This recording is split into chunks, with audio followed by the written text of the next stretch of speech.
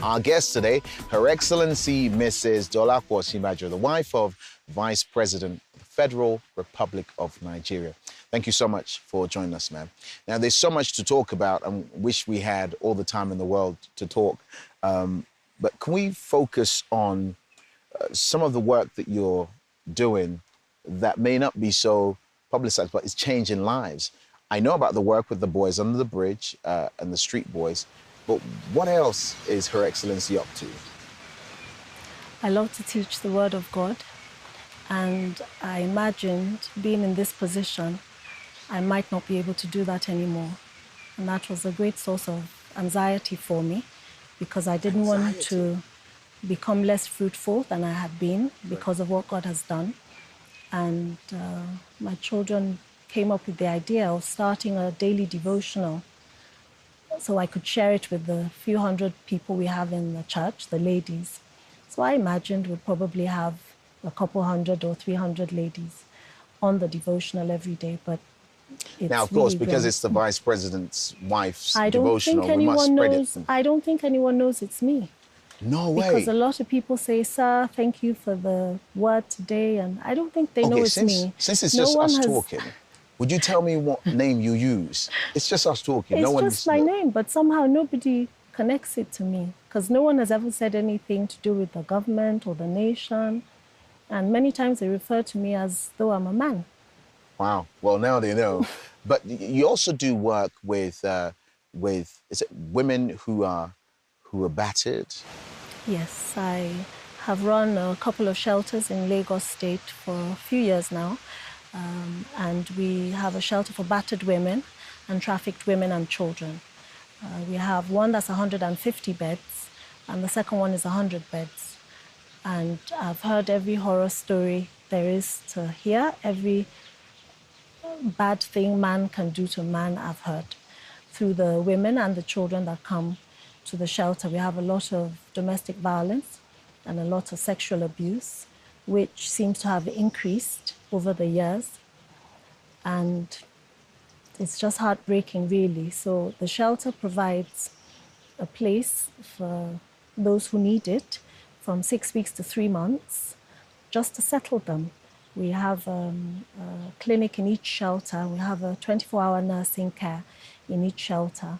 And of course, they're fed and taken care of and counseled, and they're fine with their children till they can settle. Some women decide to move back with their mother or move to their sisters and things like that. And we also have quite a number that have been with us for longer than 3 months because the parents are the abusers.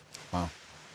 But have you had moments, because of course your office, where you've looked and you thought, God, I thank you for the opportunity to be here, because we see the pressure of the glare of all this on a private person, someone who just wants to get on with what she wants to do. But have you had moments on the journey so far, whilst your husband has been vice president, where you thought, Father, I thank you for giving me the opportunity to be here so I could do this in your name? Yes, there have been a lot of moments like that. Another thing I've done over the years is help itinerant women, help those who just need a little bit of help. I think I've come to realize that by giving them skills that they can translate into money quickly. Not a lot of people can wait for 3 years to earn a degree, or even for 1 year to learn more standardized trade. So we've, over the years, helped people to learn within 2 weeks maximum, something that they can translate into cash. That also helped in the shelter, because a lot of the women, once they're financially able, they can settle on their own. They can get their own accommodation. So since we got here, I believe we have trained about 6,000 and a bit women, I believe. And then the impact that has on their families, yes, their circles. The impact that has is they are able to fend for themselves and their children. They probably, if abuse is the case, then they can actually step out. I've had a lot of horrible cases at the shelter where the women were an inch from death. And what made a lot of them stay is they had nowhere to go, they had no money, and they couldn't take care of their children. Sorry to interrupt. A thought just occurred to me. You're so softly spoken and seem so gentle. When was the last time you got annoyed, and what happened? Can you tell us? We wouldn't tell anyone. Well, I know the whole world is listening. I was upset probably a couple of weeks ago.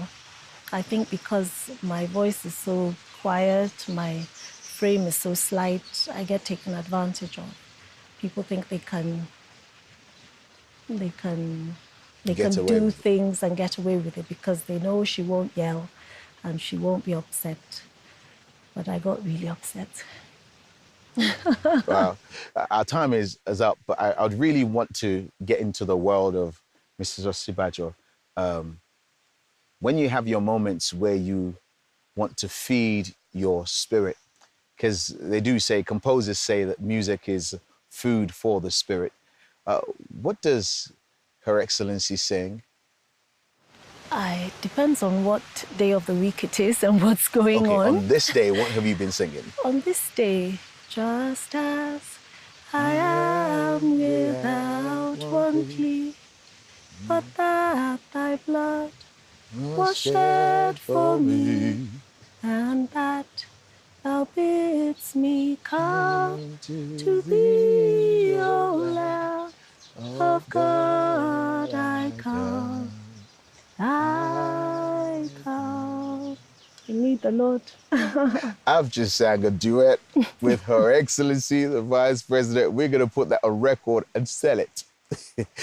Thank you so much for allowing us in your residence, and we'll be praying for you and hope you'll be praying for us too. Yes.